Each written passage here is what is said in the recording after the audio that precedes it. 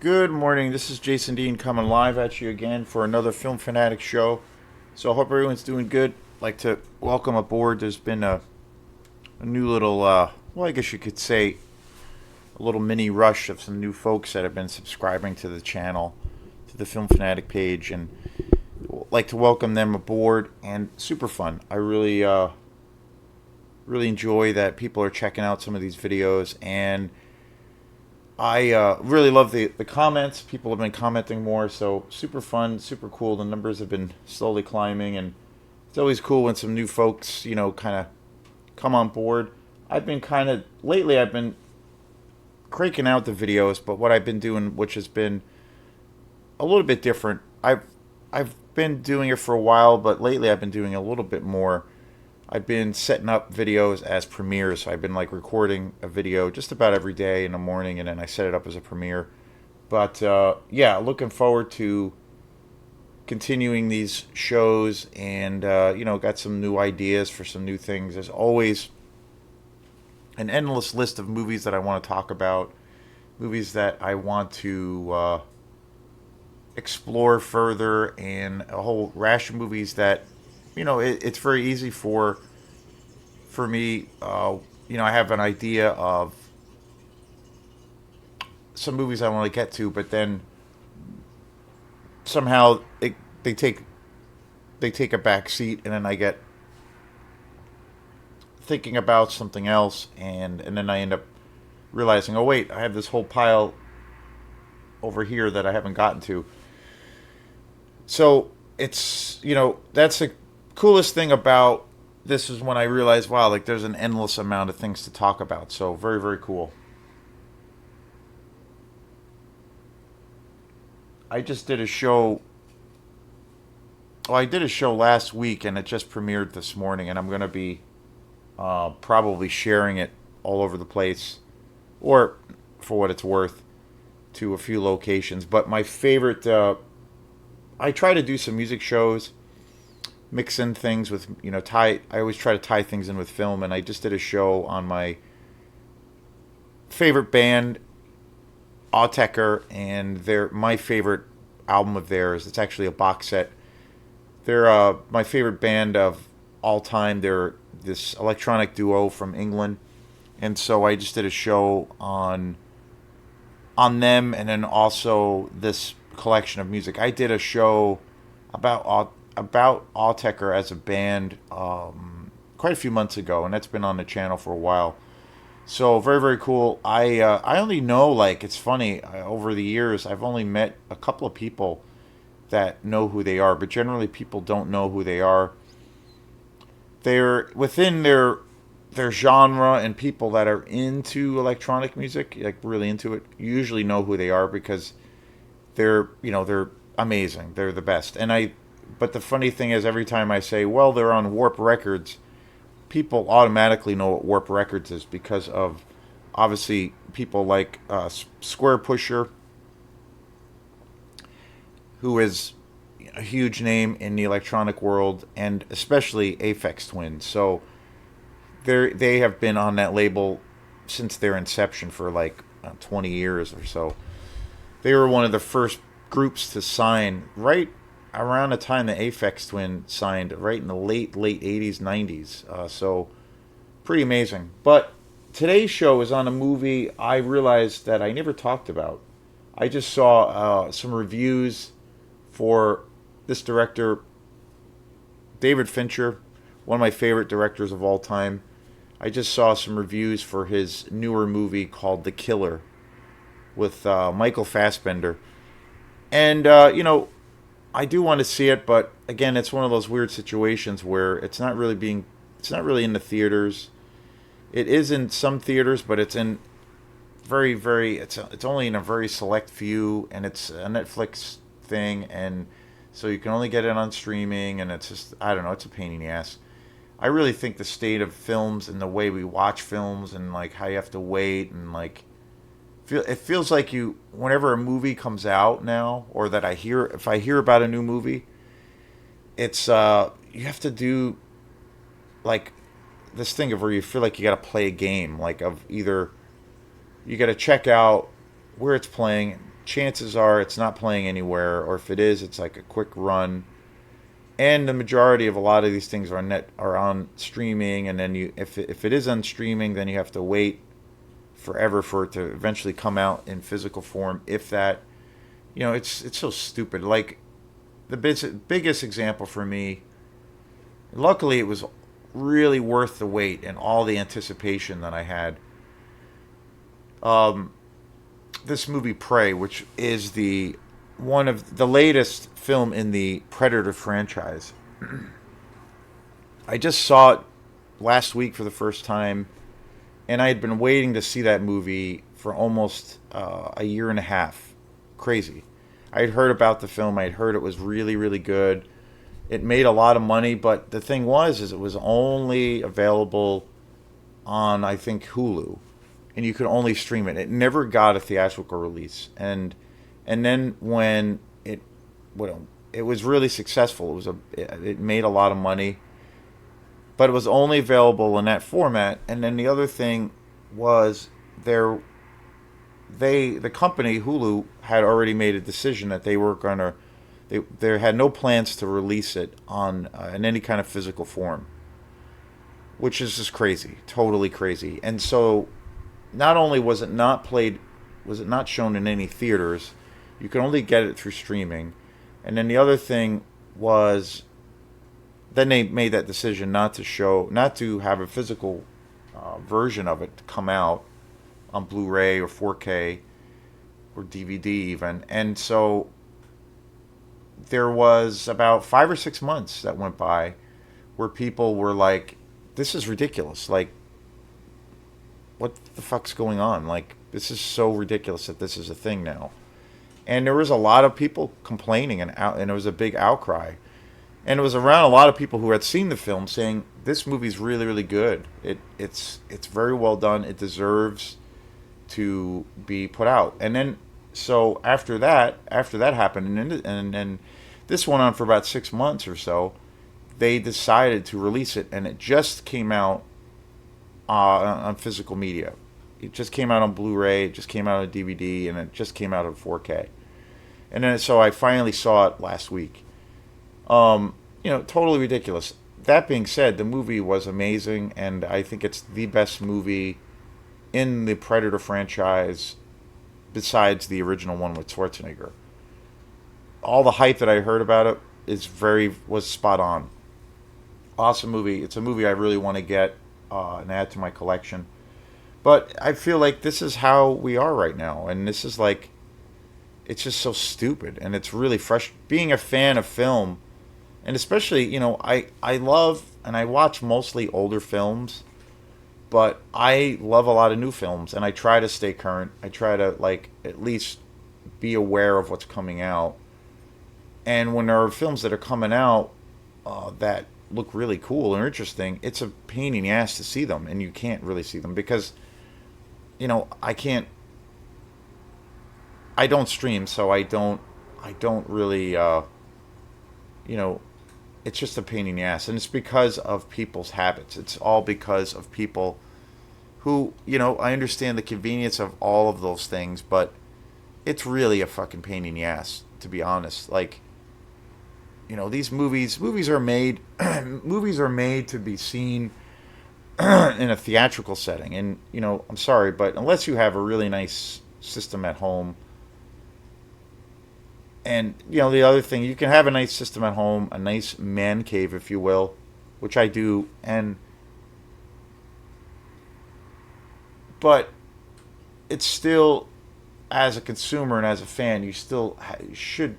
The best place to see a film is in a theater, and to have that theatrical experience. It's what it is, and it's it's like, saying how much you love. To me, it's like, saying how much you love Thanksgiving, or how much you love Christmas, or how much you love birthday parties, and yet you go on and on saying how much you love Thanksgiving, but you don't want to have any turkey for it. Or Christmas, you don't want any presents. Or for your birthday, you don't want to eat any birthday cake. I mean, there's certain things that you need to have to make that experience complete. And I feel like that's what theaters are to movies. And I just don't get it. And people are just, I don't know, I feel like it's just convenience. And people are,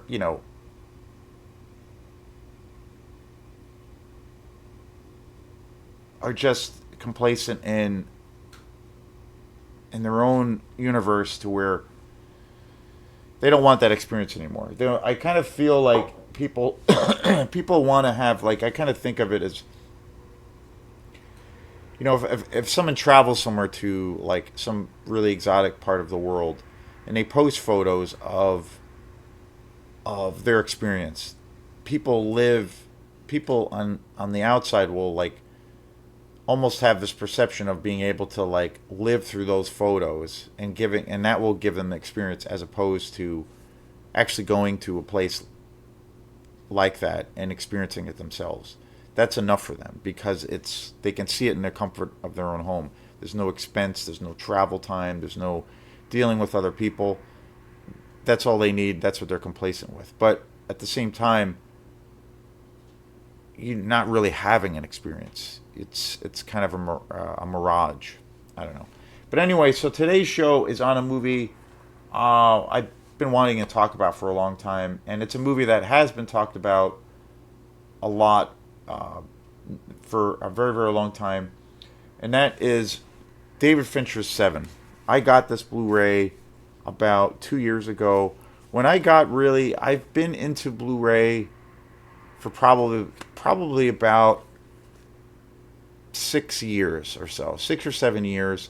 I was late to the game. I was really reluctant to get into Blu-ray only because I was not interested in having to buy even more copies of movies that I have already owned or that I already own. But eventually I came around and was blown away by the quality. I still do buy DVDs, but Blu-ray is my focus. 4K is pretty awesome too. But Blu-rays are, for me, the best experience as far as home viewing. Getting back to without me keep harping on it. I don't want to keep harping on the subject, but with the streaming platforms, when you watch a movie through streaming and then you watch a movie on Blu-ray or 4K, even DVD for that matter, but there's a difference. There's a difference in quality because there's compression on those movies that are being streamed. So everything is the colors are a lot. It tends to be a lot darker. The sound is kind of boxed in, and everything is compressed. So you're really not getting the full pixelation. You're not really getting that auditory experience, the auditory experience. So things are off. Things are not quite where they should be. That's, in a nutshell, is why I don't stream. So when I watch physical copy, plus, it's nice to have something. It's nice to be able to own something. It's nice to look at the artwork. It's not about, well, I want to save my money or I just don't want to, I want to just stream it on my phone or watch. To me, it's just a dumbed down version of experiencing art. It's like you have the option to have a first class experience, but then people want to have that second class experience or that third class experience. And realistically, it's more expensive to stream movies because every time, you could download it but you don't have a physical copy. And if you're using streaming, you have to pay for it each time. And, all these companies are jacking up their prices. So when it comes to a question of, well, it's just cheaper, I don't have to go out, so I'm going to stream it. Not really. It's actually more expensive in the long run to stream, and you got to pay monthly fees and charges. I think it's actually way more expensive, but whatever. So Seven is a masterpiece by the amazing director David Fincher. This came out all the way in 1995. It's crazy. I have a kind of a strange history with this movie. When I first saw this film, I was not really into this movie for some reason. I remember a few years before this, I was in my late teens when this movie came out, and I remember when I was in high school, Silence of the Lambs had come out, and of course that is an absolute masterpiece. I do believe I did a show on Silence of the Lambs, absolute masterpiece. And this film came out a few years later. This was the first movie I ever saw with that was directed by David Fincher, I believe. Well, actually, no, scratch that. It was Alien 3 was the first movie I ever saw. It was his directorial debut, Alien 3. But I had no idea who David Fincher was. That movie's it's okay. There's some good things about it, really interesting things. But David Fincher was really he kind of had his balls cut off in the process of making that movie because there was so much studio interference. He wasn't allowed to really tell the story he wanted to tell.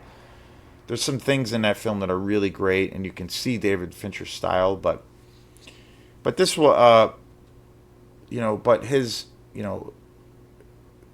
this movie was the first movie where I was like, wow, David Fincher, what is this? Because when I first saw this, I'd been still thinking about Silence of the Lambs, and this is so radically different, but it is a movie essentially about a serial killer. I don't know, like it didn't register with me for some reason.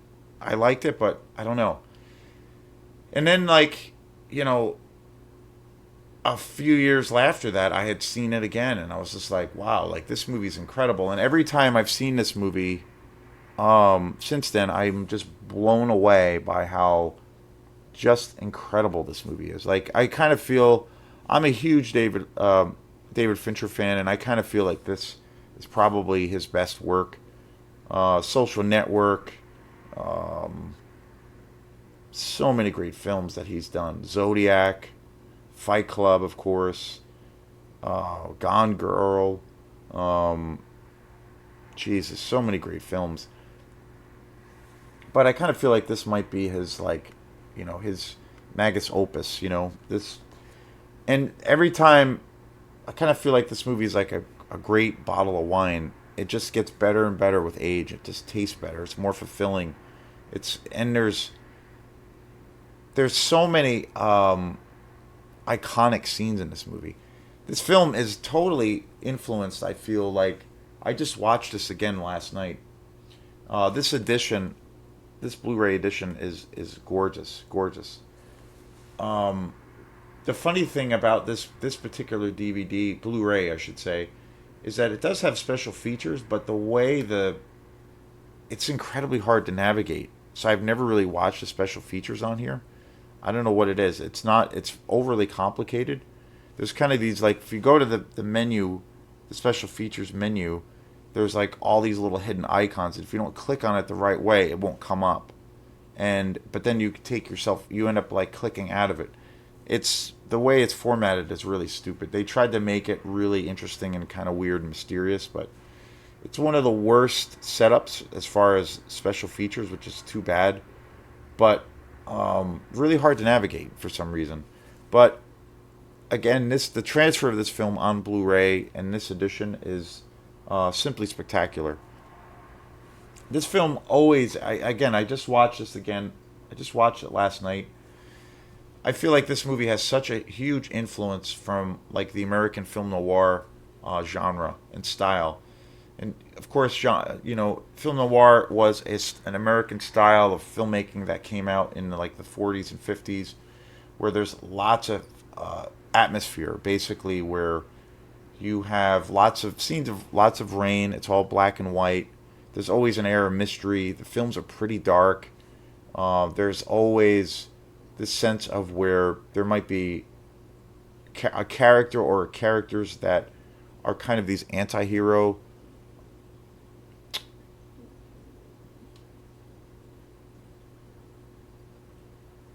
concepts, basically, where all the characters are kind of in for it for themselves. There isn't really that central hero, typical, like there isn't that central hero character that is, that archetype of where they're going to save the day. They're might be fighting for a cause, but it's just for their own complete selfish interests. They're only in it for themselves, and they all have these shades of darkness and light, where even the characters who could be looked at as the anti-heroes, or to a degree the hero of the story, or have some of those archetypes, they usually always do incredibly questionable things. So those are a lot of big traits of the film noir kind of genre. And this film Seven, I think, especially visually, it has so much of that atmosphere. I think it also shows that all of these characters are people who have light and dark in them, and there's also a sense of dread. There's this dark kind of undercurrent throughout this movie that is just incredible. Of course, this movie stars Brad Pitt, Morgan Freeman, and Kevin Spacey. It's ironic. I just watched this the other night because I know Kevin Spacey was his career was basically destroyed, and his career is, well, at least face value had been destroyed because he was under investigation for all of these sexual assault charges for the last couple of years. And while he was under investigation, he was working on all of these films. He got totally canceled. He, like, basically his career was over. And all of these things that happened to him were, he was never convicted. He was never convicted yet, or convicted in a court. This was all before. This was all when things were these allegations, and there was an ongoing investigation. And within, I think it was about a month ago, maybe a little bit more, he was acquitted of all of the charges. So he went through about 2 years of pure hell, where basically he was fired. I think he was on, and I believe it was he was set to be in this big, I think it was a Steven Spielberg movie. Kevin Spacey was going to star in this new big kind of production, high level kind of epic film that was going to be directed by Steven Spielberg, and then he also had a few other big projects going on, but I think most notably that one. And I remember it was about a year or two ago, he got fired. He lost, and then he got fired from every other project that he was involved in, and he was totally ostracized. It was crazy, and this was even in the beginning stages of when all of this crap was happening, because he was just being accused. But for all intents and purposes, I think the media and most people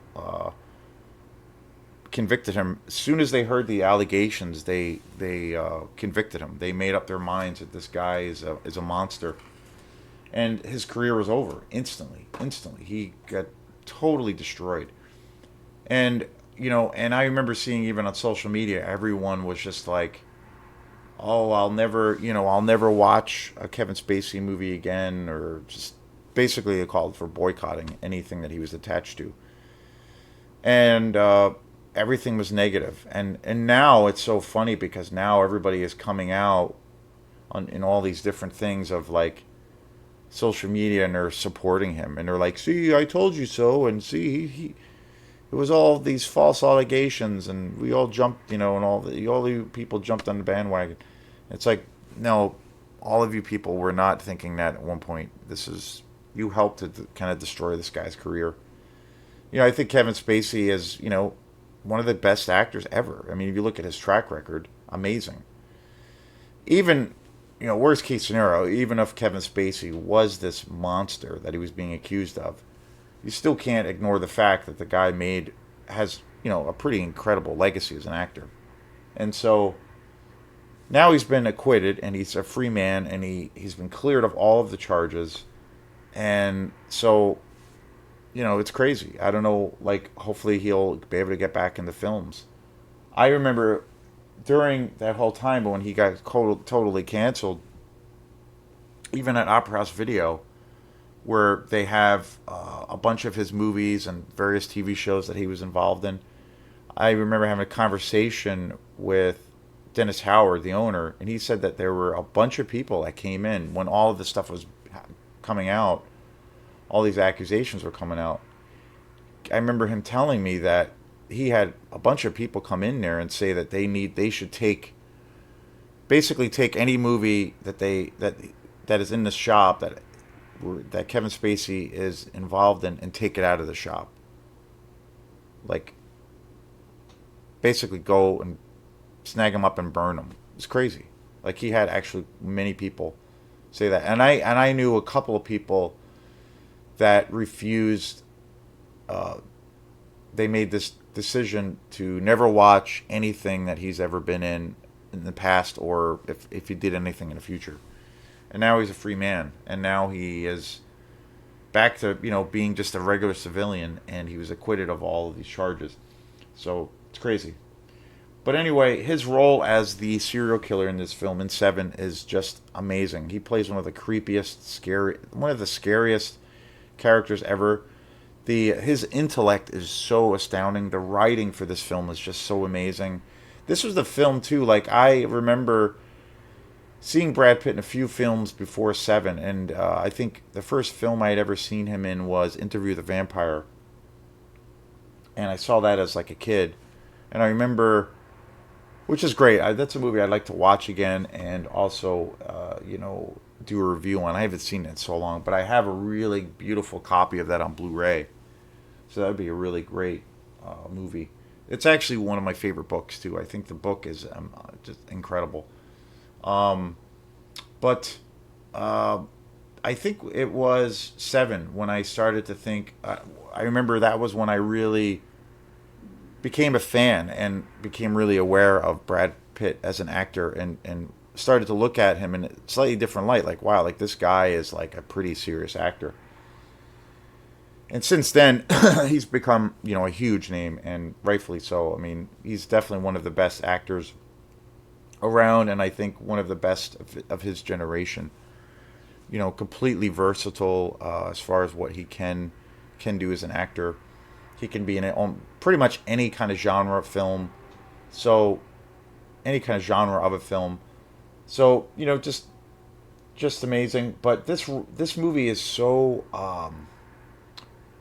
there's so many iconic scenes in this film, and again, there is so much tension in this movie.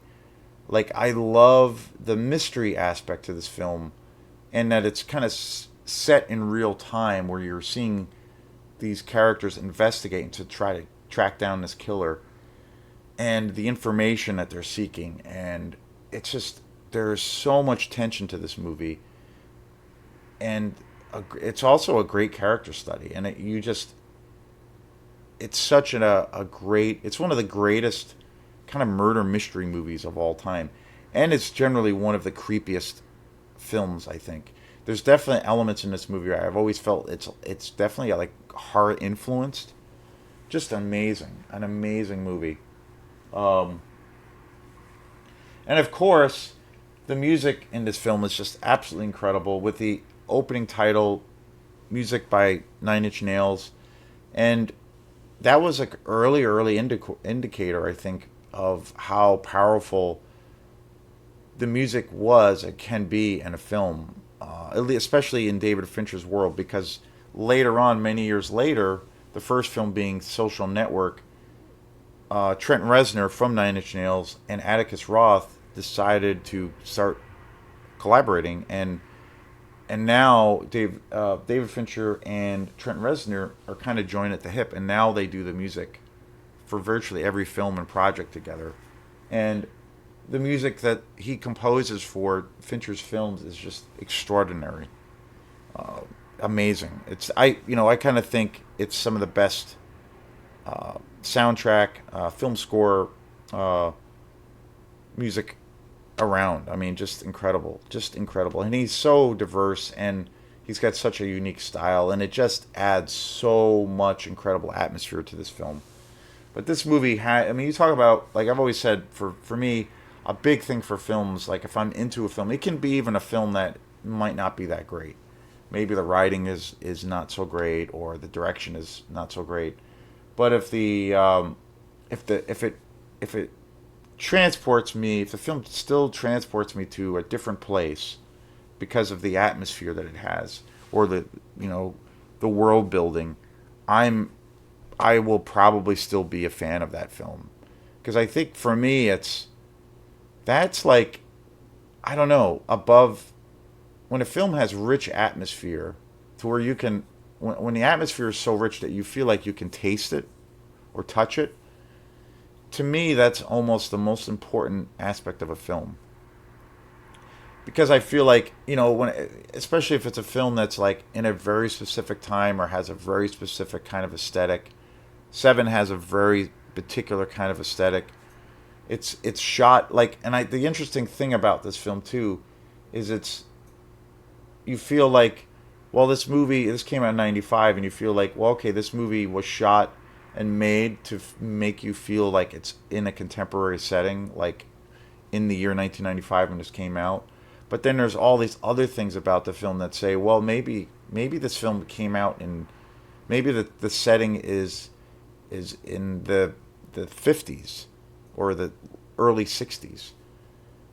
But then there's also this thing of where it's kind of ambiguous of where this could be.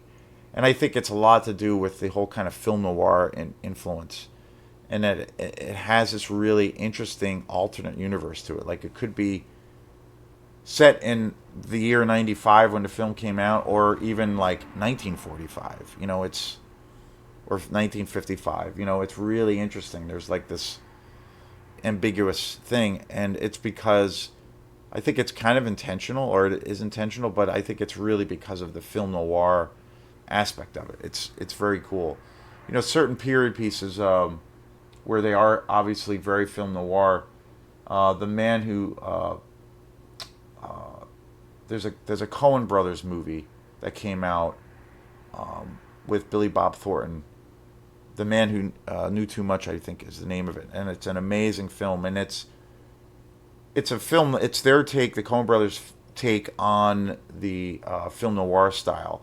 But that movie is very specific, where it's set in the 50s, and it's set in the 50s. It's like a definite thing. But with Seven, it's kind of ambiguous, and I like that. I like that aspect of it. Very cool. But again, it's an amazing film. David Fincher is just one of my all-time favorite directors, and I feel like it's so hard to pick your favorites or the movie or the project that does it for you.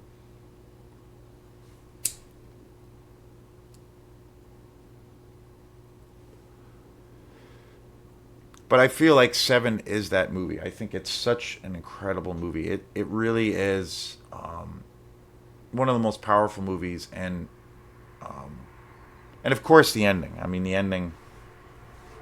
What else can you say about the ending? So really happy with this edition that I have on Blu-ray. Very, very cool. One of these days I'll figure out how to navigate the stupid special features, but what an incredible movie. Um, I've seen Seven so many times, like an unbelievable amount of times. It's definitely out of David Fincher's career, out of all of his films. It's definitely the one I've seen the most. But I get something different every time out of it, and it's still every time I see it, it feels fresh and it feels like kind of the first time. I never get sick of it. It's just such an amazing film.